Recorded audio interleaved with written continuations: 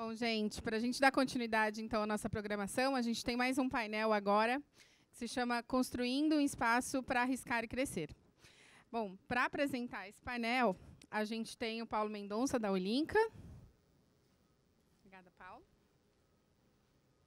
Opa, voltou. Estou na sua frente.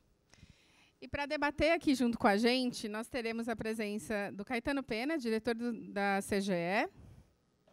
Obrigada, Caetano.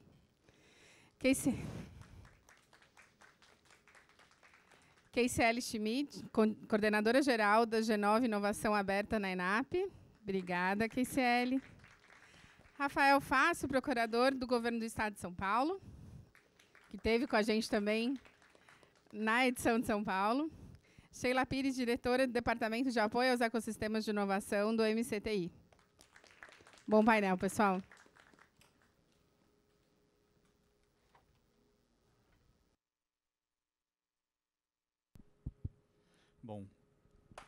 Bom estar aqui de volta no palco, e a gente assumiu um compromisso entre a gente aqui de acelerar um pouquinho para a gente não ultrapassar muito para além do meio-dia, né? Fome, compromissos, e então a gente vai ser ágil.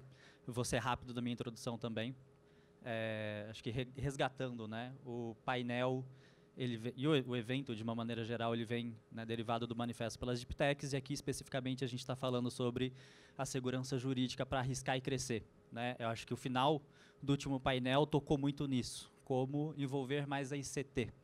E aí, às vezes, quando a gente conversa com investidores ou com a indústria, existe um certo arrepio de falar, nossa, é muito difícil conversar com a universidade, conversar com instituições públicas.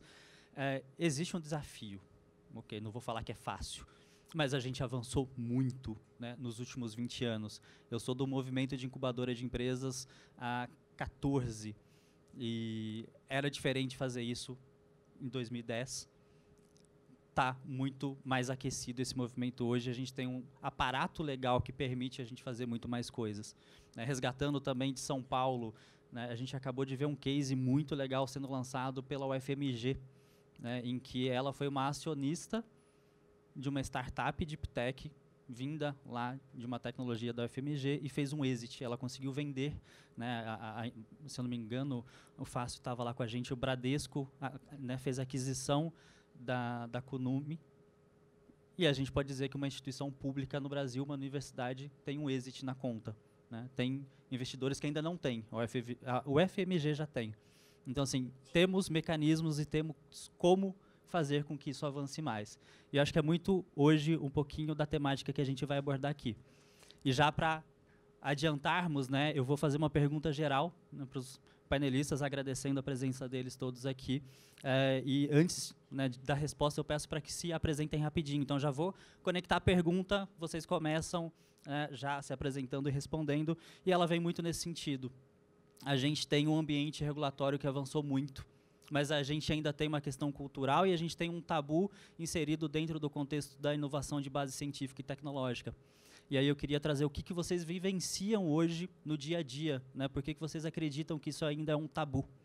E aí eu vou começar, né, e a gente segue pela disposição da mesa, por gentileza. Bom dia, obrigado, Paulo. Queria agradecer o convite. Eu sou Caetano Pena, sou diretor do CGE, o Centro de Gestão de Estudos Estratégicos. É uma organização social que apoia o Ministério da Ciência e Tecnologia e Inovação. E no início do CGE já estava presente a visão de futuro, né? Nasceu como uma instituição de prospectiva tecnológica, de estudos de futuro. Por isso o tema Deep Tech é bastante caro a nós, de onde também o nosso apoio institucional ao evento, que com muito prazer damos esse apoio. Eu aqui vou vestir não meu chapéu de diretor, mas chapéu de professor e especialista. Eu sou professor de Economia da Tecnologia e da Indústria da Universidade Federal do Rio de Janeiro, estou em licença. Tenho um doutorado em Política de Ciência e Tecnologia e um mestrado em Governança Tecnológica. Sou especialista da Comissão Europeia para Políticas Orientadas por Missão. Fui convidado aqui para falar um pouco de políticas orientadas por missão.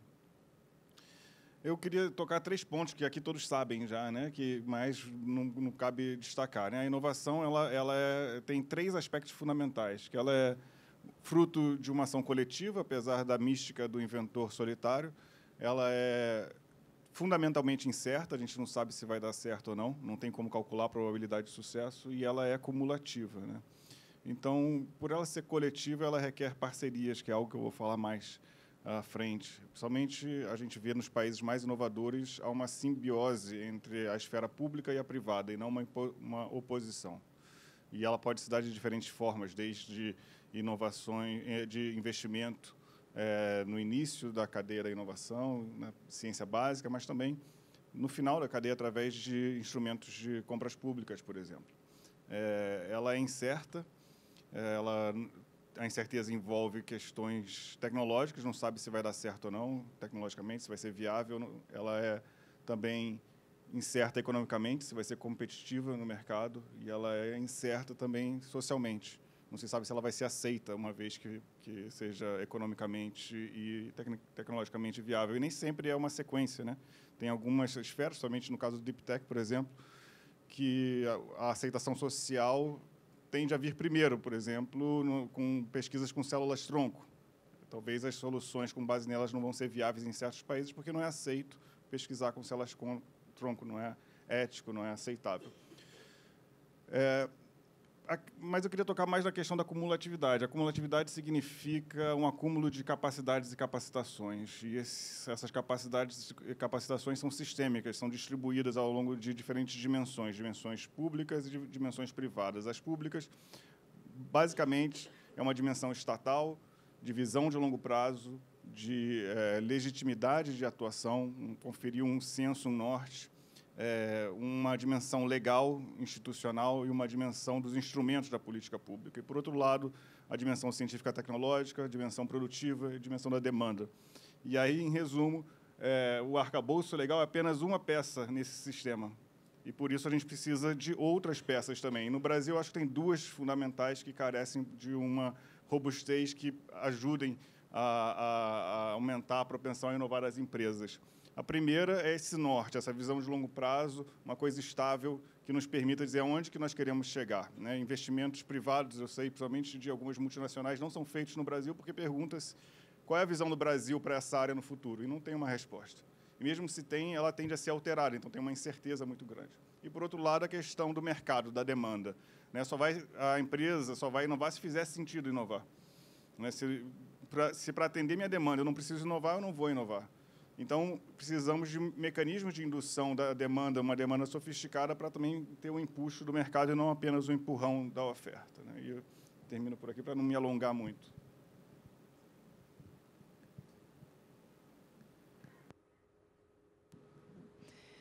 Bom dia.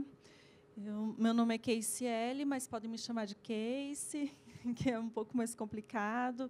Eu sou brasiliense, sou servidora pública, um estereótipo, né?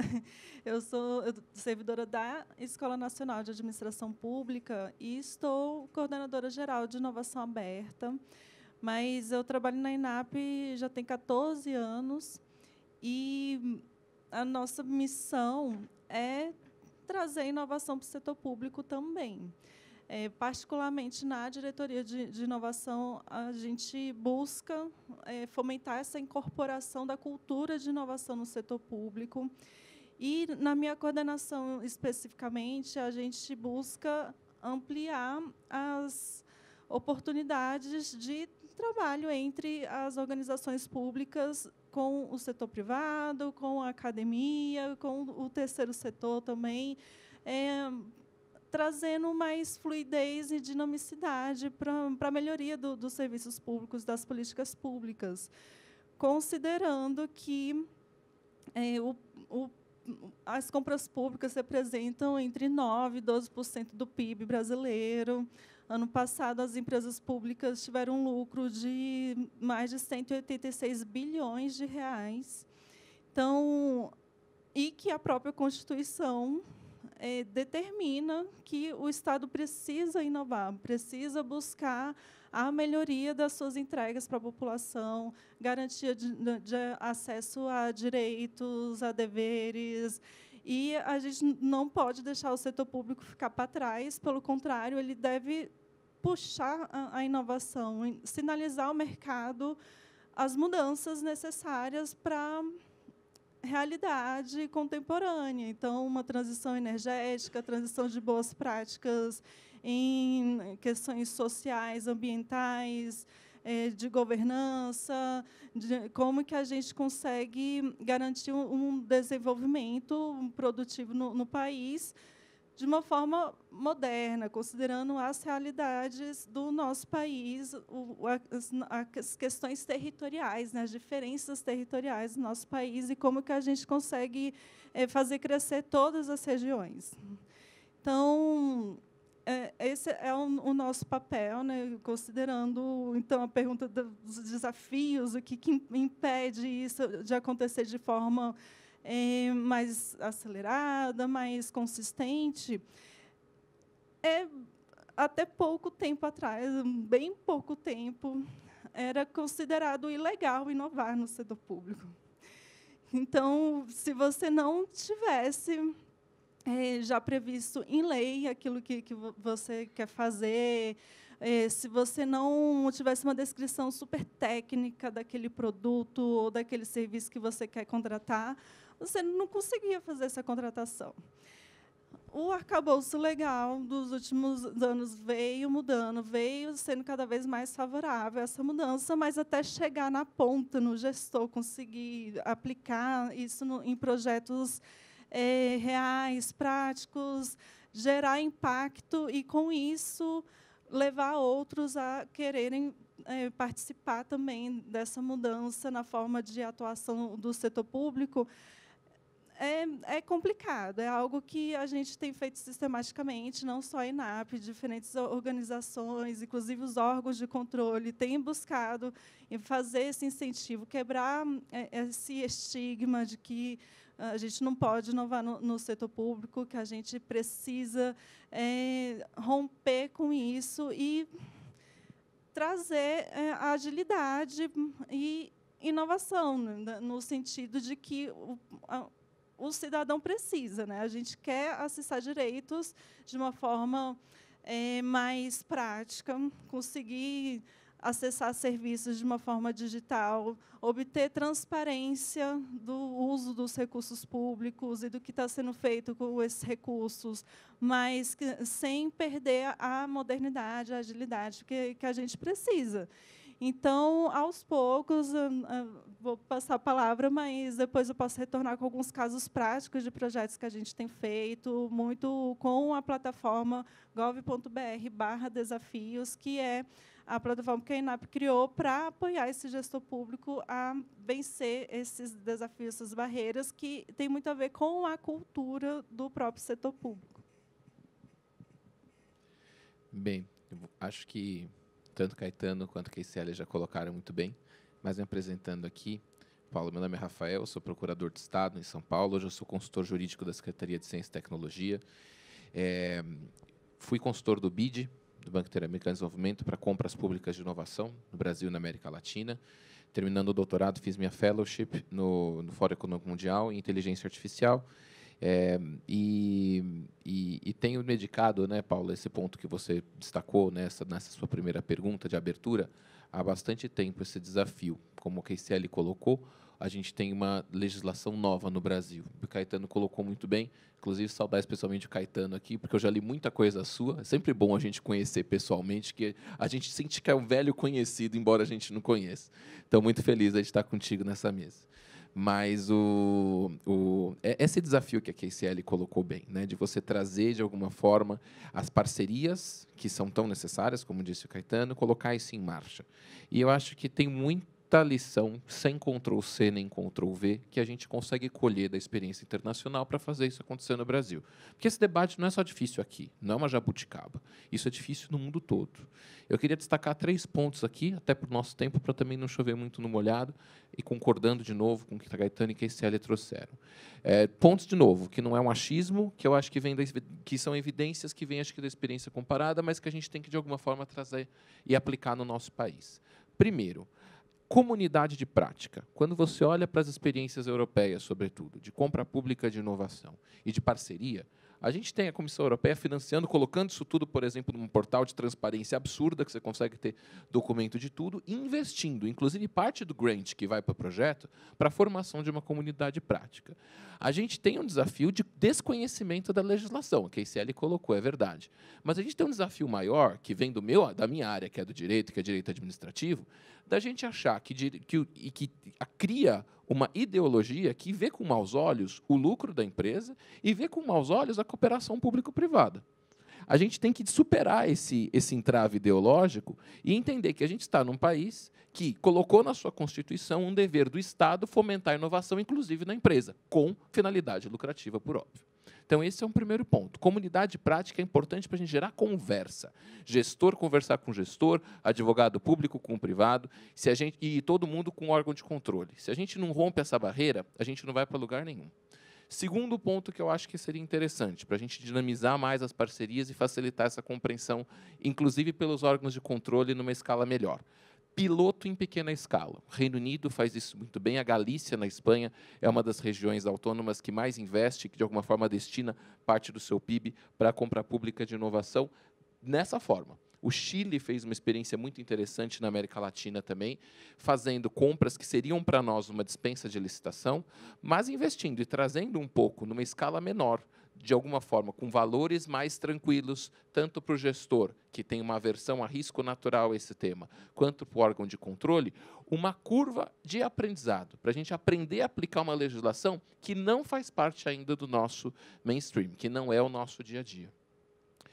E, por fim, eu acho que um ponto cada vez mais importante para a gente avançar no Brasil sobre esse tema é de entender que as nossas contratações de inovação elas precisam ser mais cooperativas. A União Europeia, isso, na verdade, é um desafio de humildade intelectual. A gente tem que entender que a gente não reinventa a roda no serviço público e que o nosso problema não é só nosso. A União Europeia investe bastante em compras cooperativas, que a gente compra junto, e compra catalítica, que é uma forma de você, de alguma forma, indicar alguém para comprar para todo mundo de uma vez só. Os projetos, e sobretudo na área da saúde, por exemplo, os primeiros projetos de compra pré-comercial que avançaram para a compra de inovação, na área da saúde, são projetos que são liderados, às vezes, por um hospital, mas que carregam consigo 10, 12, 20 hospitais, às vezes, que têm o mesmo problema. Essa abordagem, que, de novo, só corrobora o que o Caetano já falou no começo, que é da própria característica de inovação, resume aí 3 pontos, ou 3 direções que a gente pudesse, de alguma forma, caminhar para fazer esse desafio que os dois colocaram ser, de alguma forma, melhor sucedido aqui no Brasil.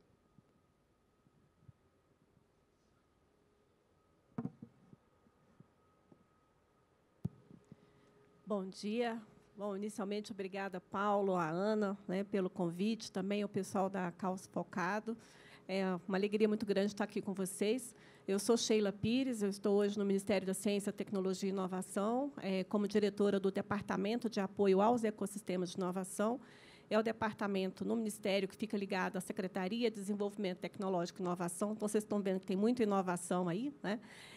Mas é o departamento no Ministério que tem esse papel de conduzir as políticas públicas para estimular a inovação no país, né? E, como o Caetano bem trouxe, a inovação ela parte de um pressuposto que ela não é individual, ela é coletiva, e ela requer muito esse trabalho cooperativo, né, no sentido de que a gente precisa fazer essa união entre ICTs, né, universidades e mercado. Bom, então, esse é o papel dentro do Ministério hoje. Eu tenho uma atuação já bastante longeva nesse campo do empreendedorismo e inovação. Comecei isso em 96, alguns aqui ainda estavam ou nascendo ou engateando, né? Então, já estou nisso já há bastante tempo.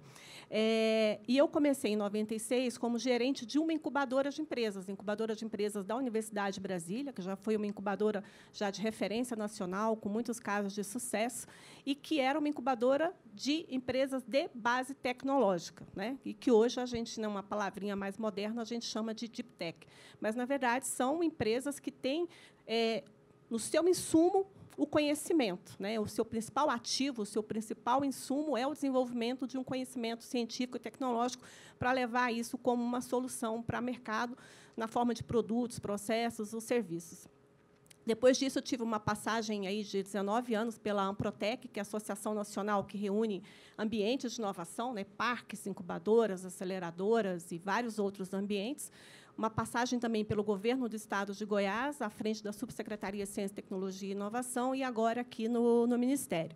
Quis contar essa rápida trajetória para dizer para vocês que, assim, ao longo desse meu período aí, né, que já são quase 3 décadas, 28 anos, as coisas não mudaram muito, mas eu acho que elas estão muito melhores hoje, né? Eu concordo com o Paulo. Paulo tem 14 anos nisso, eu tenho o dobro, né? 28. E se a gente for considerar que essa história no Brasil, né, principalmente de estímulo ao desenvolvimento de empresas inovadoras dentro de ambientes acadêmicos, dentro de universidades, começou lá em 1984, portanto, nós estamos completando 40 anos esse ano. Isso aconteceu por meio de uma política pública. É um incentivo do CNPq, né, do nosso Conselho Nacional de Desenvolvimento Científico e Tecnológico, que, a partir da experiência do presidente à época, que era o professor Linaldo Cavalcante, viu isso que estava acontecendo no mundo todo, né, experiências americanas, na Ásia, na Europa, de parques tecnológicos, de incubadoras de empresas que estavam gerando empresas inovadoras e contribuindo para a mudança desses países. Então, ele trouxe isso para o Brasil e criou o primeiro edital para estimular esses ambientes de inovação. Então, a gente tem 4 décadas aí dessas incubadoras, desses parques tecnológicos, que são esse elemento dentro das ICTs, dentro das universidades, de estimular o desenvolvimento de negócios e desenvolvimento de empresas a partir de uma pesquisa científica, de uma pesquisa que, muitas vezes, o pesquisador não tem ideia de que aquilo possa ter um potencial de negócio. Então, a gente está há 4 décadas, em 40 anos, falando sobre isso. E, esse ano, completamos também 20 anos da Lei de Inovação.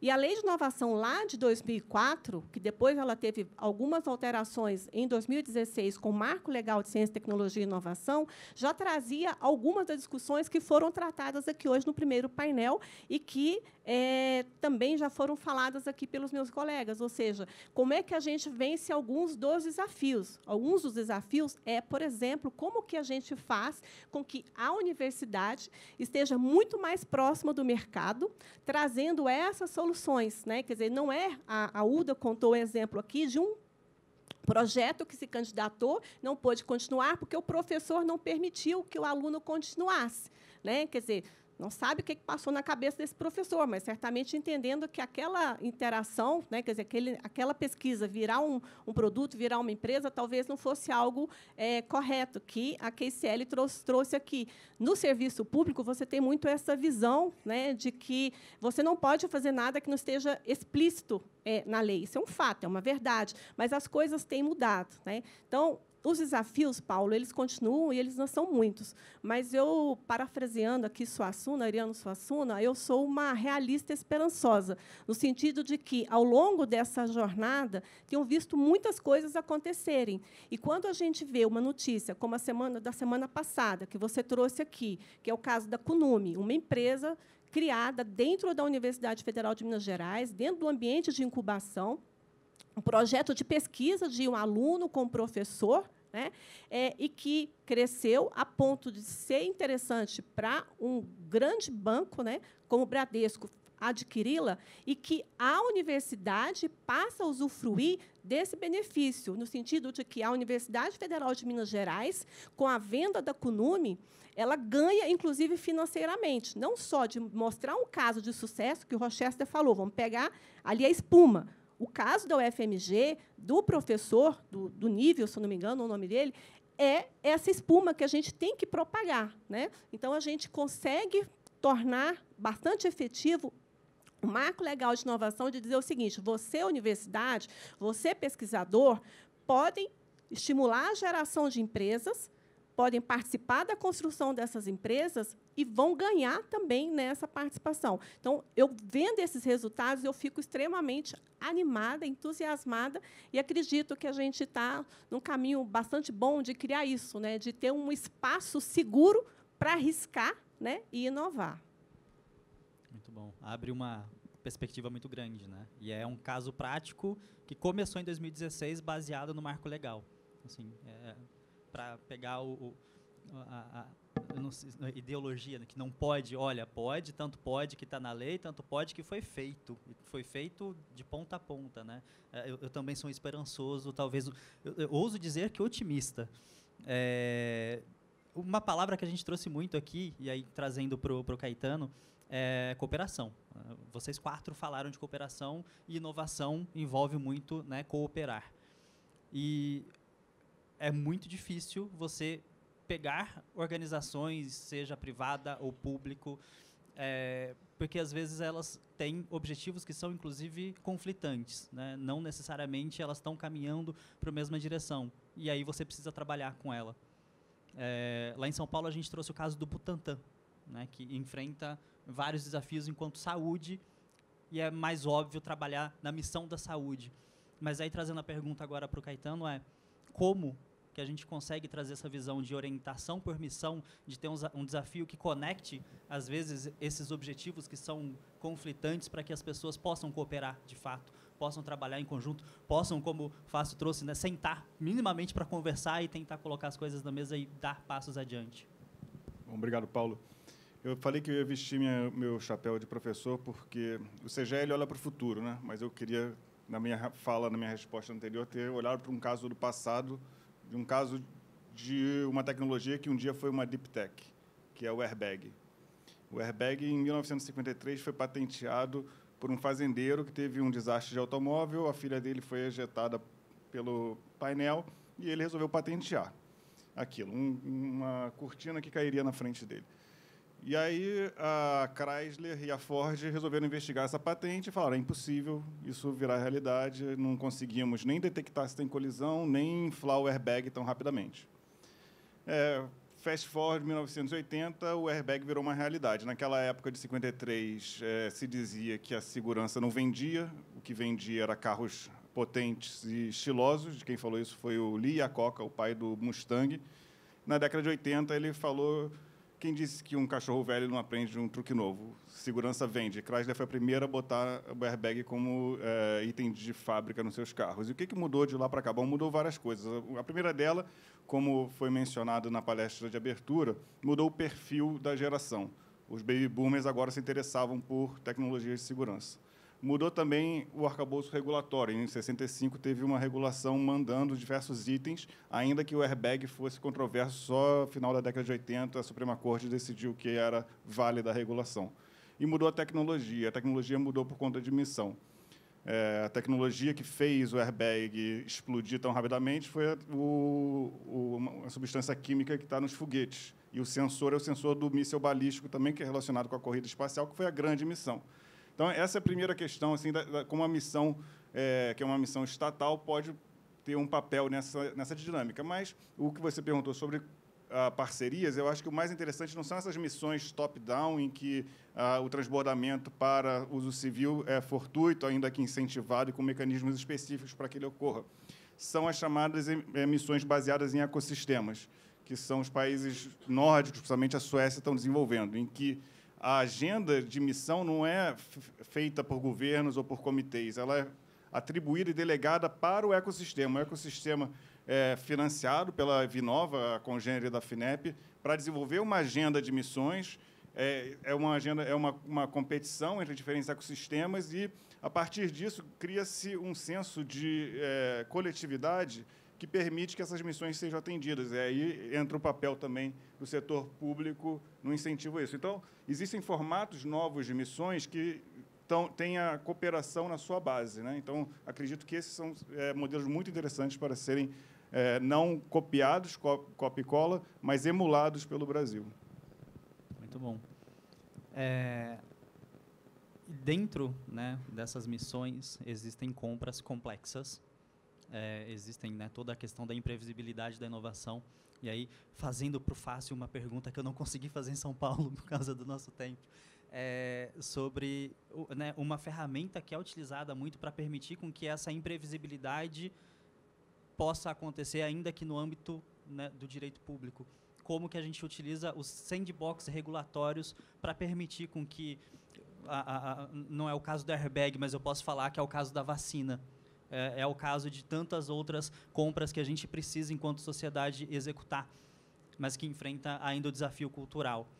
E aí a pergunta para o Fácil, para depois trazer um fechamento para KCL e Sheila, como, né, que a gente implementa, se existe um caso no Brasil, mesmo que não necessariamente seja emulado ou copiado, mas que possa ser a espuma para chamar atenção para outros gestores públicos e fazer com que essa prática perdure ou, né, seja replicada. Eu vou ser bem breve aqui, Paulo, porque a gente é literalmente o único anteparo que separa vocês do almoço. Então, tudo manda que a gente seja bem rapidinho. Mas a gente tem o sandbox regulatório surgindo em 2015 com uma abordagem do Reino Unido, muito ligado ao setor financeiro, que é onde o sandbox praticamente nasce, né? E que, basicamente, segue uma lógica de que a gente tem que entender que, quando a gente dialoga com regulação de tecnologia, o direito está sempre atrás. E o regulador também precisa ter um aprendizado. O aprendizado regulatório é uma base que a gente tem no sandbox, que é a criação de um ambiente regulatório experimental, em que você afasta, de forma provisória, de forma bastante limitada a determinados projetos, a incidência de alguma norma que veda ou que, de alguma forma, não possibilita o teste de determinado modelo de negócio. Eu fiz um estudo para o TCU, aqui no Brasil, em que a gente resolveu mapear os sandbox regulatórios que a gente tem aqui no país, fora do setor financeiro, sobretudo porque o Marco Legal de Startups, em 2021, generalizou esse instrumento na administração. Ou seja, passou a permitir que a administração direta, além de, claro, de alguns casos que a gente já tinha em Banco Central, SUSEP, CVM, pudessem usar essa ferramenta. A gente encontrou, e isso hoje já está bem desatualizado, porque o mapeamento foi no ano passado, quase 30 leis e decretos, a maior parte municipais, estabelecendo procedimentos para instituir sandbox regulatório. Mas ter a lei e ter o decreto é uma coisa, ter um programa instituído de sandbox é outra, bem diferente. E aí a gente conta nos dedos de uma mão. Mas a gente estudou três casos específicos, que de alguma forma estavam caminhando para isso. Foz do Iguaçu, que foi o primeiro sandbox instituído no Brasil, município, na administração direta, com uma pegada muito forte de Smart City, mas então não tanto ainda com a lógica própria, íncita do sandbox, que é fazer o afastamento regulatório, a dispensa regulatória em relação a determinadas tecnologias, mas que foi uma experiência que foi muito copiada, muito reproduzida em outros municípios brasileiros. A gente tem o Sandbox Rio, que é um programa lá do município do Rio, mas que já tem aí alguma experimentação nessa dificuldade de fazer parceria com outros órgãos para fazer afastamento regulatório. O case que eles sempre mencionam é o teste de drones para entregas, que eles estão aí, portanto, uma parceria do município com a ANAC, para permitir aí, portanto, esse teste em ambiente real e propiciar, então, essa regulação aprendida para o município, para a própria agência, de como regular esse segmento novo no Brasil. E a gente tem um sandbox bem interessante, que aí é de agência, que é o da ANEEL, mas que tem uma participação muito interessante do próprio setor regulado, ali o sandbox tarifário, concessionárias e distribuição de energia, querendo discutir como que a gente cria formas novas de cobrar pela energia elétrica. Então, a ANEEL aqui, um uso próprio do sandbox, afastando a própria normativa sobre cobrança, para permitir que haja teste, de um lado, pelas concessionárias que vão testar modelos novos, e, de outro, as concessionárias que não testam também participam, na lógica do P&D regulado da agência, na governança e até na fiscalização, ajudando a agência a acompanhar essas experiências. Então, a gente tem, acho que, alguns casos ainda incipientes, mas, de alguma forma, Paulo, que apontam para a gente usar essa outra ferramenta de experimentação, de aprendizado, que é tão pouco usual no direito, que segue uma lógica muito indutiva e pouco dedutiva, né? Aliás, muito dedutiva e pouco indutiva. Então, a gente tem aí algum grau aí de aprendizado nesse campo. Esse mapeamento está público? Está sim, está no site do TCU. Eu fiz um estudo no ano passado, foi lançado em setembro, outubro, e está disponível lá. Só jogar meu nome, Sandbox, acha. Massa.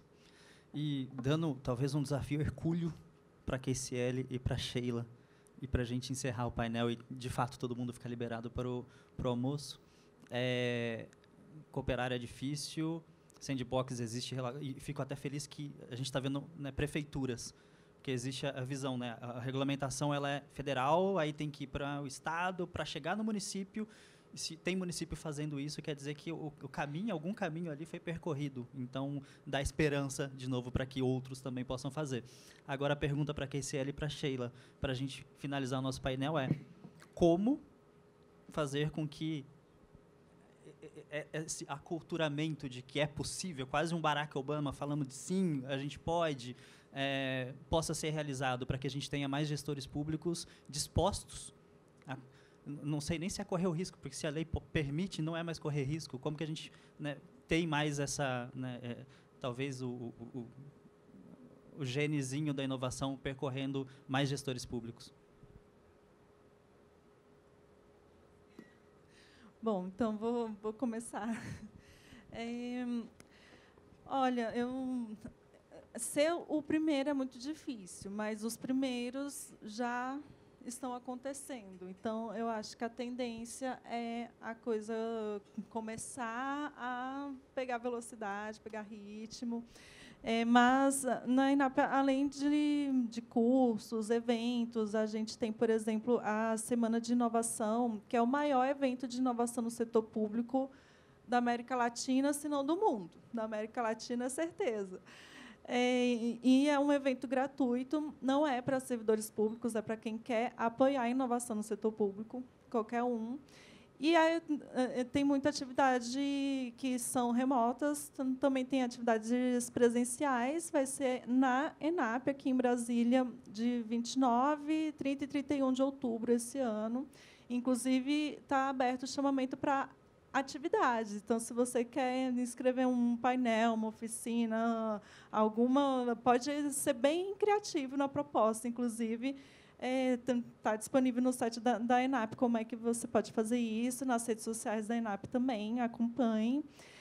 Além disso, a gente incentiva, a gente faz muitos projetos práticos com equipes de servidores e gestores públicos.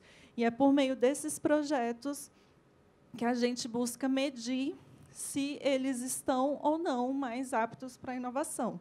Inclusive, a ENAP, a partir de um estudo da OCDE sobre comportamentos para a inovação no setor público e um próprio estudo da ENAP, montou uma escala comportamental para a inovação pública.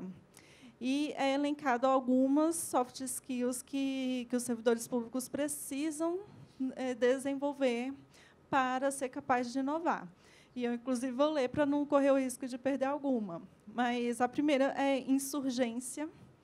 Essa é uma grande dificuldade, né? Conseguir fazer com que o servidor público seja insurgente é um risco, inclusive, mas um espírito de insurgência precisa, sim, ser incorporado. Iteração, que seria a capacidade de buscar uma melhoria constante dos produtos, dos serviços, das políticas públicas. Fluência em dados, não dá para se falar em fazer inovação sem considerar dados, avaliação, como que você avalia aquilo que você está produzindo. Capacidade narrativa, o setor público comunica muito mal, gente. Tem muita coisa boa no setor público acontecendo, mas a gente comunica muito mal. Então, essa capacidade narrativa é fundamental. Curiosidade, foco no usuário, gestão e liderança para inovação, colaboração, experimentação, e aqui vem muito esse lado da ciência, né, de ter um viés de buscar sempre evidências, estudos, e também focar em fazer piloto, começar pequeno antes de escalar. Definição do problema antes de partir para uma contratação, para buscar uma solução direta. Comunicação e empatia. Então, essas são as soft skills que a ENAP está buscando desenvolver nos servidores públicos municipais, estaduais, federais. E é isso, né? Se tivesse mais tempo, falaria um pouco mais, mas como não tem. Mas não deixem de acompanhar as redes da ENAP para saber o que está acontecendo. Um dos papéis do poder público é criar essa ambiência legal, né? Quer dizer, fazer essa regulação. Mas é também o papel do fomento. E aí você havia comentado, olha, já que agora nós temos a legislação, né, então já está tudo pronto, vamos fazer. Não é tão simples assim, porque se fosse, lá em 2004, a gente já tinha resolvido um monte de problema com a lei de inovação, né? Precisou aí de mais alguns anos, até sair a lei em 2016, do marco legal. Aliás, nesse caminho, teve a emenda da Constituição, que levou a inovação para a Constituição, né? Teve que mexer em algumas outras legislações, a própria lei de inovação foi muito mexida, saiu a lei em 2016 e o decreto, que é regulamento, em 2018. Quer dizer, nós já estamos em 2024 e muita coisa ainda não aconteceu, né? Por quê? Porque as pessoas ainda têm receio. E não é só o servidor público, não é só o lado público, não é só a prefeitura, governo de estado e governo federal. É também o mercado, é também o setor privado, né? Então, no nosso papel no Ministério, a gente faz duas coisas. Por um lado, é esse papel de dizer como é que as coisas podem ser feitas. Então, a gente tem a construção de guias de uso do Marco Legal de Inovação. A gente tem um portal do Marco Legal de Inovação com um conjunto de guias para dizer, olha, como é que... Manualzinho, né? Receita. Como é que você pega tal coisa e transforma nisso, nisso, né? A gente tem isso, não faz sozinho, não é o Ministério sozinho, é em cooperação com outros órgãos, inclusive com a sociedade civil. O Marco Legal é uma construção conjunta, o portal, né, do Marco Legal é uma construção conjunta com o IBICT e com o Fortec, né, em que a gente faz esses vários detalhamentos. Na semana passada, semana retrasada, já não me lembro mais, num trabalho muito bacana, liderado pela Câmara de Inovação, da AGU, a AGU, a CGU, que também estão com esse papel de como é que a gente transforma essa legislação de forma palpável para o mercado e para o setor público, principalmente as universidades. A gente lançou, semana passada, enfim, já estou meio perdida nas datas, mais um guia, e esse guia fala exatamente do conflito de interesse, que é algo que vem muito para ajudar que o pesquisador tenha mais essa insurgência, né, no sentido de pegar aquele seu projeto, levar aquilo para ser um negócio e ele ter participação naquilo. Então, isso é mais um ato que foi feito. E só para dar alguns exemplos, do ponto de vista do fomento, a gente tem várias leis de incentivo, né? Tem a lei de informática, que já está aí com seus 30 anos, temos a lei do bem, né, que estimula as empresas a investirem em inovação, assumindo parte desse risco, porque a gente sabe que o setor privado, por incrível que pareça, é muito avesso ao risco. Até mesmo os investidores. Eu não sei se o Alessandro está aí ainda. O investidor, na verdade, ele é muito avesso ao risco. O Alessandro sabe disso, né? Então, a lei do bem, ela vem para fazer esse estímulo. Então, assim, são alguns exemplos do que o poder público, particularmente o MCTI, tem feito para fazer com que a gente tenha esse ambiente, né, favorável para arriscar, para inovar, e fazendo essa mudança de cultura. Porque, de um lado, você tem a legislação, guias de como utilizar essa legislação, trazendo vários exemplos, e, de outro, você também tem instrumentos de incentivo, você tem fomento. Tem o FNDCT, que é o Fundo Nacional de Desenvolvimento Científico e Tecnológico, que, sem descontingenciamento, desde o começo do ano passado, a gente está falando de algo de 13 bilhões de reais sendo investidos, e esses recursos eles são metade na forma de não reembolsável, parte da subvenção que o Rochester falou mais cedo, parte reembolsável, mas com condições assim que nem mãe está podendo fazer para filho, né, porque são taxas extremamente vantajosas, mas tem uma característica, que essas chamadas elas são sempre no sentido de estimular a interação da ICT com a empresa ou a empresa com a ICT. Então, você tem chamadas voltadas para a ICT, mas, para ela participar, ela precisa levar a empresa, e, de outro, você tem para empresas, mas, para ela participar, ela precisa levar a ICT. Então, sempre tem esse estímulo, né? Então, acho que o governo tem esse papel de criar o ambiente favorável por meio da regulação, da legislação e também do fomento. Muito bem. E assim a gente encerra, né, o segundo painel da manhã. Eu agradeço demais a participação de vocês. Vou pedir a foto correndo, sempre pegando os nossos fotógrafos de surpresa. E passo a palavra também para a Cibele fazer o encerramento. Gente, muito obrigado.